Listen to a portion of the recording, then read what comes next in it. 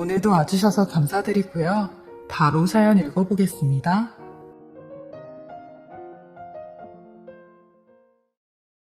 안녕하세요.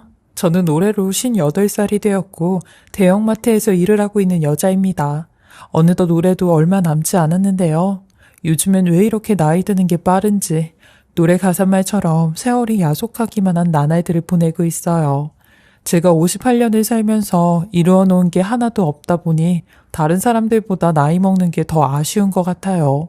근데 이번에 또 한 번 제게 힘든 일이 생겨 제 이야기를 해볼까 합니다. 맨날 사연을 들어만 봤지 써본 적은 없기에 부족한 글재주 양해해 주시고 들어주셨으면 좋겠습니다. 이 이야기를 시작하려면 30여 년 전 그때의 일부터 시작을 해야 될 것 같은데요.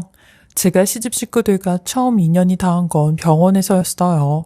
당시 23살이었던 제가 직장에서 일을 하다가 갑자기 배가 너무 아픈 겁니다. 정말 태어나서 처음 겪는 고통이었고 한겨울에 식은땀까지 나는데 직장에다간 아파도 아프다고 말을 못했어요. 그때 제가 직장에 들어간 지 얼마 되지 않았는데 신입사원으로 뽑혔을 때도 여자라는 차별을 받으며 불평등한 대우를 받고 있었는데 괜히 아프다고 얘기를 했다가 이러니까 여자들은 안 된다는 그런 소리를 들을까봐 아파도 이를 악물며 참고 있었어요. 게다가 선배 언니들에게도 민폐를 끼치고 싶지 않았기에 더 참았던 것도 있었죠. 아니 근데 이놈의 배는 아픈 정도가 점점 심해지더니 이내 뒤틀리게 쑤시기 시작하는데 저도 모르게 쓰러져 버렸고 눈을 떠보니 응급실이더라고요. 병원에선 급성 맹장이라며 이 질병이 매우 높은 응급성을 가진 병이라 빠른 치료가 필요하다며 바로 수술에 들어가야 된다고 하는데 저는 그것도 모르고 무식하게 참고만 있었던 거죠. 수술을 하려면 보호자 동의가 있어야 하는데 지금 당장 보호자에게 연락을 하라고 하더라고요. 근데 저는 제가 제 보호자였기 때문에 보호자가 없다고 했어요. 왜냐면 저는 10살 때부터 고아로 보육원에서 지냈거든요. 그러니 병원 측에선 아는 사람한테라도 연락을 하라고 하는데 결국 부를 사람이 없어 제가 살고 있던 옥탑방에 세를 준 집주인 아줌마를 불렀어요. 그렇게 부모 없는 서름에 수술도 바로 못하고 한참 동안 기다렸다가 겨우 수술을 받게 되었는데 평상시에는 부모의 빈자리를 잘 못 느꼈었는데 아프니까 너무 서럽고 서글프더라고요. 내 옆에는 정말 아무도 없구나 라는 생각에 그때 처음으로 어린 나이에 가족을 만들고 싶다는 생각이 들었어요. 가족이 있으면 이런 사소한 일에도 다 같이 모이고 해결하고 도와주니 얼마나 든든할까 싶었거든요. 그렇게 수술을 마치고 6인실로 가게 되었는데 거기에선 제가 제일 나이가 어렸어요. 이미 5명의 아주머니들끼리는 서로 친해져 언니 동생하며 지내고 계셨거든요. 그리고 사람들이 병문안을 와서 음료수나 먹을 걸 가지고 오면 나누어 먹는 그런 깔깔거리는 분위기였죠.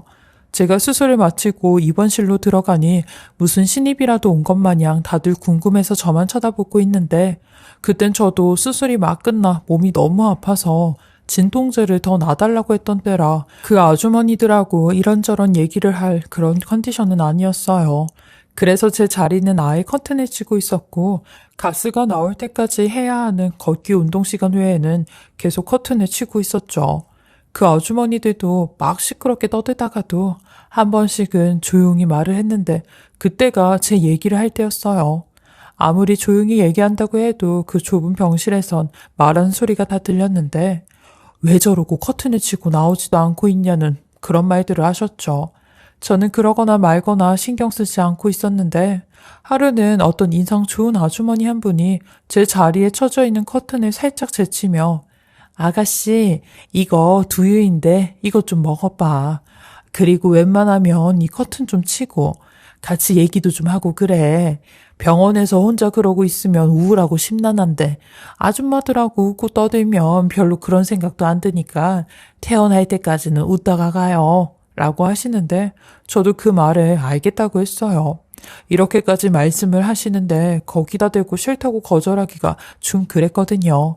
그렇게 저는 퇴원을 할 때까지 제 공간이 없이 5명의 아주머니들과 함께 지냈는데 커튼을 열어놓고 생활을 하니 더 가족이란 존재가 크게 느껴졌던 게 그 아주머니들의 가족들은 매일매일 병문안을 와서 안부를 물으며 서로 챙겨주는데 저는 그런 사람이 없으니 보고 있는 것만으로도 더 힘이 들었어요. 그러니 제게 처음 말을 걸어온 아주머니께서 아가씨는 병원에 입원해서 가족들이 한 번도 안 찾아오는데 부모님이 어디 외국이라도 나가셨나 봐요. 라고 하더라고요. 그래서 부모님이 안 계신다고 고하라고 했어요. 그러니 물어보신 아주머니께서는 아차 싶어 미안하다고 하셨고 주변 아주머니들도 한순간에 조용해 주시는데 그때부턴 다들 제가 불쌍해 보였는지 절 많이 챙겨주시더라고요. 그리고 퇴원을 하는 날 절 제일 많이 챙겨주신 그 아주머니와 함께 퇴원을 하게 되었는데 그 아주머니의 아들이 퇴원 수속을 밟는다고 병원에 왔더라고요.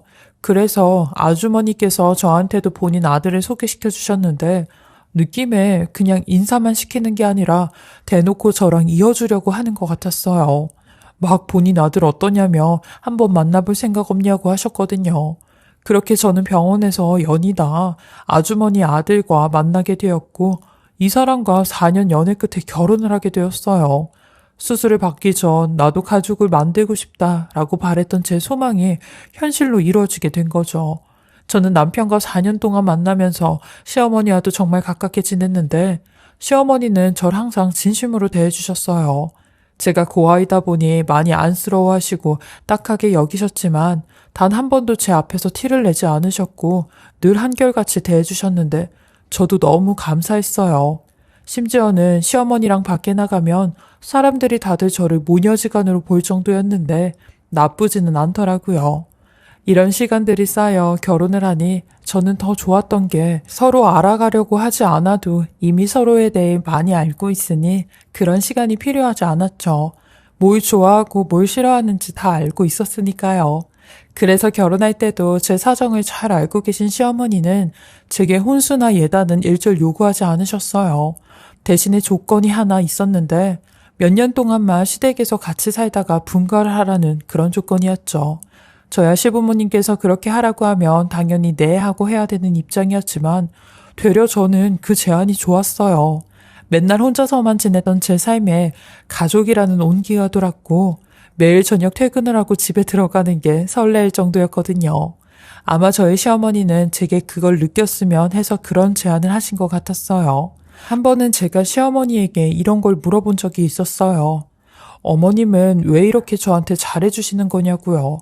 사실 집안 차이도 꽤 나고 제가 잘난 것도 하나 없는데 왜 저를 선택하신 거냐고 하니 시어머니께서 본인의 아픈 과거에 대한 이야기를 하기 시작하는데 저는 전혀 예상치 못한 대답에 놀랐고 시어머니에게 이런 일이 있었는지 의아할 뿐이었어요. 항상 밝고 쾌활하셔서 인생에 굴곡이 없으실 줄 알았는데 그게 아니었죠.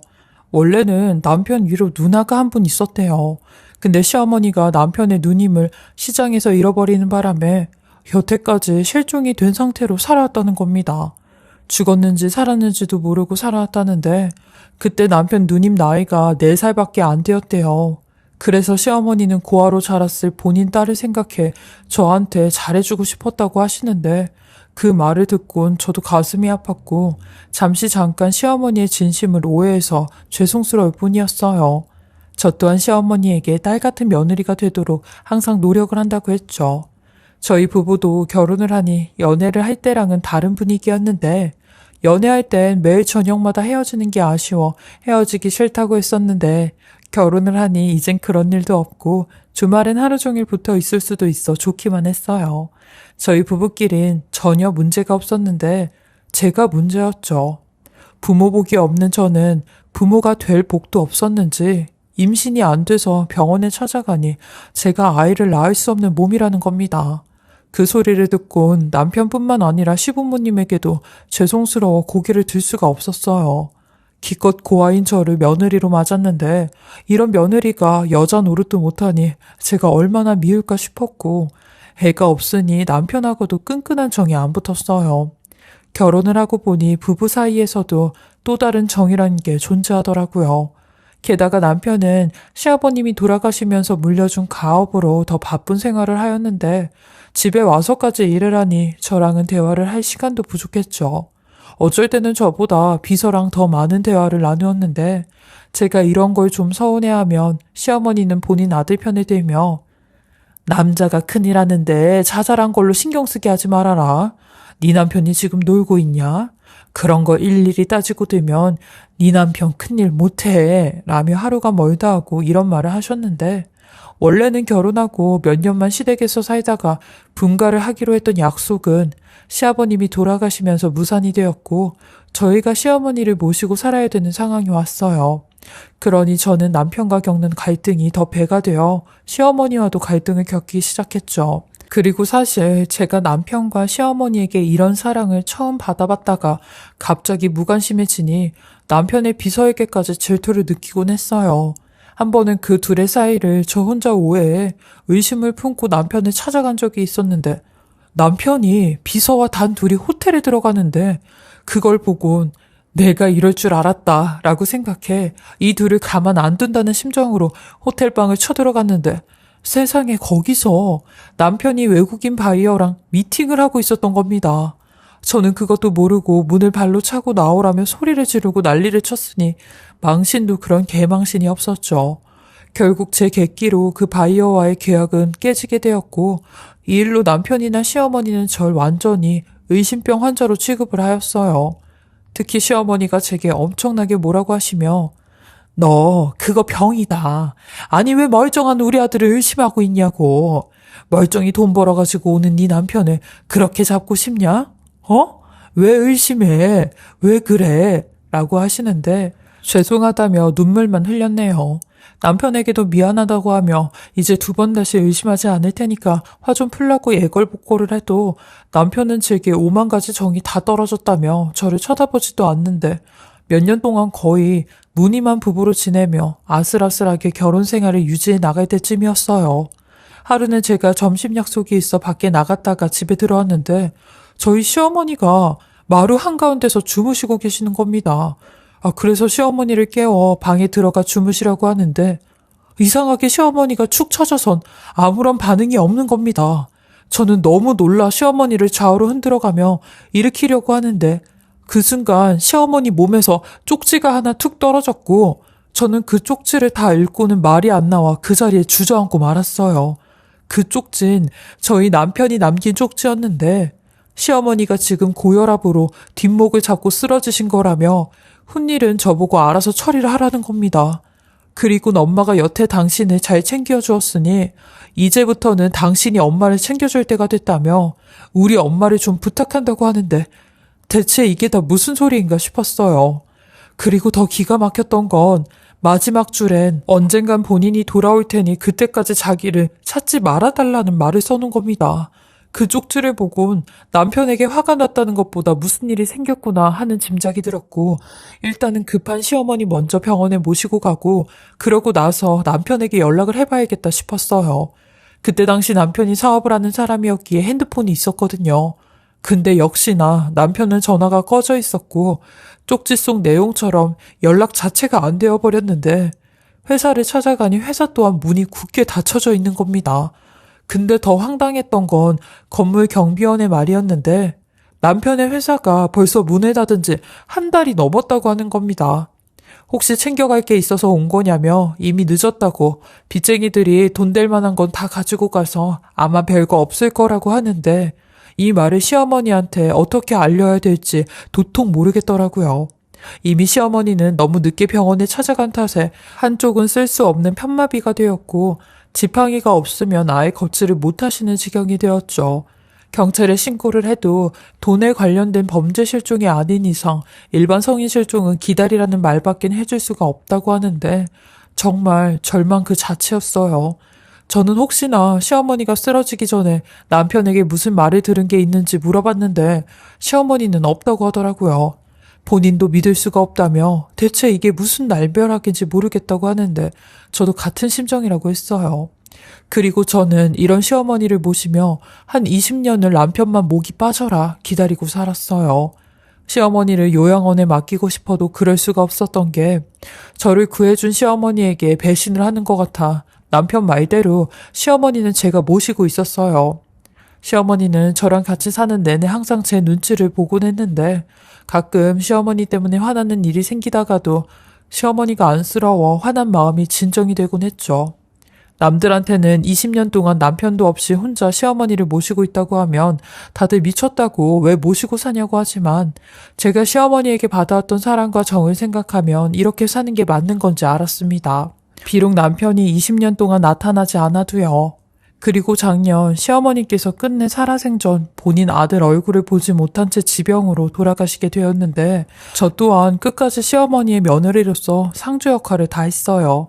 사람도 많이 찾아오지 않던 장례 이틀날 저 멀리서 어떤 건장한 청년과 중년의 여자가 제 앞에 나타나 인사를 하는데 저는 처음 보는 사람들이었고 유심히 그 얼굴을 들여다봤어요.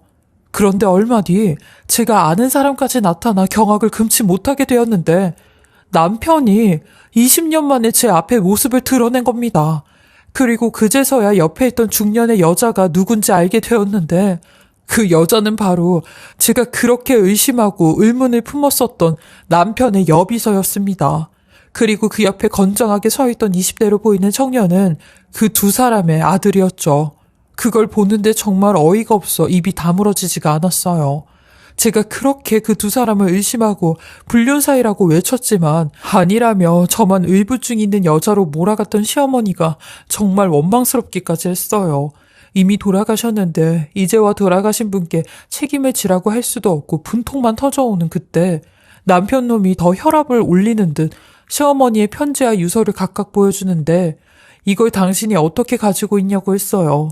그러니 일단 그 안에 편지랑 유서를 읽고 나서 얘기를 하자는데 세상에 시어머니가 남긴 편지와 유서 속엔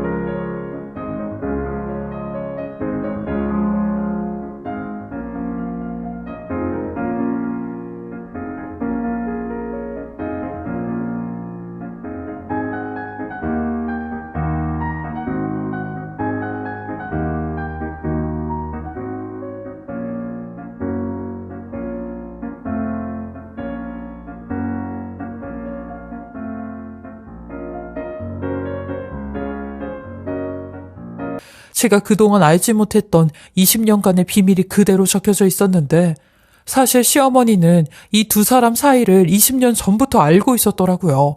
편지의 내용은 대충 이러하였는데 며느라, 나도 내 아들이 여비서와 바람이 났다는 네 말을 처음엔 믿질 않았는데 내가 쓰러진 그날 네 남편이 나한테 여비서가 임신했다고 하더라. 그러면서 너랑 이혼을 하겠다고 하는데 내가 그 사실을 다 알고 다 듣고 나서 사라지라고 말했다. 너랑 내 앞에 두 번 다시 나타나지 말고 꼭꼭 숨어서 애 키우라고 내가 시킨 거야. 네 남편은 너랑 이혼을 한다고 난리를 치는데 차마 네가 상처를 받고 나쁜 생각을 할까봐 내린 결정이었어. 이 편지를 읽을 때쯤엔 내가 이 세상에 없을 텐데 부디 나를 용서해다오. 그리고 내 앞으로 20억 정도 되는 땅이 하나 있는데 그 땅을 전부 다 너에게 상속을 하겠다고 유서를 작성했으니 태산 법무법인 사무실을 찾아가 김대주 변호사님을 만나보렴. 그 변호사님께서 내 유서를 공중받아놨으니까 라고 하며 20년 동안 속여오고 네 말을 믿어주지 못한 걸 용서해달라고 하는데 시어머니의 편지를 보고 말로 설명하지 못한 기분이 들었어요. 분통이 터지기도 하고 억울하기도 한 게 남편과 시어머니가 원망스럽기만 했죠. 다 알고 있으면서도 절 속였다는 사실이 너무 화가 났어요. 그런데도 한편으론 절 지키려고 했던 시어머니의 마음이 이해가 가기도 했어요. 사실 20년 전 그때는 아무도 제 말을 믿어주지 않아 제가 우울증까지 왔었는데 만약 이 모든 사실을 제가 알아버렸더라면 극단적 선택을 할까봐 시어머니는 일부러 절 속여왔다고 하시더라고요. 제가 못하는 임신을 그 여비서가 했다는 걸 알면 제가 더 미쳐버릴까봐 딸 같은 저를 지키는 방법이 이 방법일 뿐이었다고 하는데 시어머니의 마음이 아예 이해가 안 가는 건 아니었어요. 그리고 20년 동안 제게 말하지 못한 그 심경은 오죽했을까 하는 생각이 들었죠. 근데 문제는 지금부터였어요. 남편 놈이, 아니 이 쓰레기 같은 인간이 저를 버리고 지 여비서랑 바람이나 애까지 가진 것도 모자라 이제 와서 제게 그러더라고요. 엄마가 당신한테 20억이나 되는 땅을 유서로 남긴 건 이해가 가는데 아니 아들이 버젓이 살아있는데 그 돈을 다 당신한테 주면 되겠어? 아 그래 아무리 20년 동안 엄마를 당신이 보살폈다고 해도 나는 엄연히 하나밖에 없는 아들인데 말이야. 그래서 나도 20억에 대한 내 몫을 가져가야 될 것 같아. 그러니까 좋은 말로 할 때 반 내놔. 솔직히 내가 당신한테 반이나 떼어주는 것도 많이 떼주는 거야. 나는 엄마 아들이기 때문에 원래는 그거 다 내 거라고 라며 말도 안 되는 소리를 짓거리고 있는데 불륜을 저지른 것도 모자라 제 앞으로 시어머니가 준 20억까지 탐을 내는 이 쓰레기를 보곤 너는 정말 사람 새끼도 아니라고 나가라고 했네요. 여기 들어올 자격이 없는 인간이라며 왜 그러고 사냐고 했어요. 그러니 남편의 비서도 남편을 한몫 거들며 아니 형님은 하나고 우리는 입이 세 갠데 그럼 당연히 절반 이상은 우리한테 줘야지. 우리도 호주에서 얼마나 힘들게 살았는지 알아요? 20년 동안 숨어 사느라 하루라도 맘 편히 두 다리 뻗고 잔 적이 없어요. 라고 하는데 그 말에 어이가 없어. 호주에서 살면서 두 다리 뻗고 잔 적이 없다는 게 그게 말이나 되는 소리냐고 절대 안 된다고 했어요. 저렇게 시어머니가 지켜보고 있는데 니들 진짜 천벌받는다고 했어요. 그리고 남편놈한테도 너는 시아버지가 하셨던 사업 물려받아 돈도 꽤 많이 벌고 마지막엔 한탄까지 하고 도망갔으면서 이제 와서 시어머니 돈까지 탐을 내? 라고 소리를 질렀어요. 그러니 그거랑 무슨 상관이냐며 아버지도 내 아버지고 엄마도 내 엄마인데 두 사람 돈은 다 자기 돈이나 마찬가지라고 하는 겁니다. 그러면서 순순히 내놓지 않으면 유류분 청구 소송까지 한다는데 시어머니 장례를 마치고 시어머니가 말씀하신 변호사 사무실을 찾아가 유류분 청구에 대해 물어보니 시어머니가 본인 아들에게 재산 상속을 하지 않는다는 유언 내용이 있어도 유류분 청구 소송은 할 수 있다고 하더라고요. 그렇게 저는 어이가 없이 법적으로 전 남편에게 일정 부분 20억에 대한 돈을 반환을 하게 되었는데 정말 하늘이 노할 일이었어요. 근데 이런 제 억울한 마음을 시어머니도 같이 느끼셨는지 남편하고 이혼소송을 통해 재산 분할을 다시 하게 되었는데 시어머니를 모시고 보살핀 기여도가 제가 먼저 계산이 되어 유리하게 재산 분할을 할 수 있었고 불륜에 대한 위자료까지 받아올 수 있었어요. 또한 그 여비서에게는 20년 만에 상간녀 소송을 하여 그 위자료까지 싹 다 받아올 수 있었죠. 재판이 끝나던 날 전 남편과 그 상간녀는 제게 씩씩거리며 그 돈으로 얼마나 잘 사는지 지켜보겠다고 큰 소리를 치는데 저도 그 두 사람에게 니네보단 제대로 잘 살고 있으니까 이 돈도 죽을 때까지 끝까지 잘 지켜서 다 쓰고 갈 거라고 걱정하지 말라고 니들 앞가림이나 잘하라고 했네요. 그렇게 전 시어머니에게 받은 상속과 이혼소송까지 깔끔하게 마무리가 되었어요. 어쩌면 제 20년에 대한 보상치고는 너무나 큰 돈을 받은 것 같아 어안이 벙벙했는데 저는 그 돈을 받자마자 일부는 부모 없고 버려진 아이들이 있는 시설에 기부를 하였어요. 그리고 마트에도 계속하고 있는 중입니다. 시어머니께서 물려주신 소중한 유산으로 남은 여생 살면서 좋은 일도 하고 건강도 잘 지키며 사는 게 저의 1순위 목표이자 소망이 되었어요. 그리고 살면서 전 남편에게 수없이 많은 연락과 공갈이 올 텐데 그럴 때마다 무너지지 않고 잘 버텨야겠다 생각을 하고 있습니다. 저의 긴 이야기 끝까지 들어주셔서 감사하고 올 한 해 누구나 다 힘든 시기였을 텐데 남은 기간도 힘내시고 내년에는 더욱 좋은 일만 있길 기원하겠습니다. 지금까지 커피앤톡이었습니다.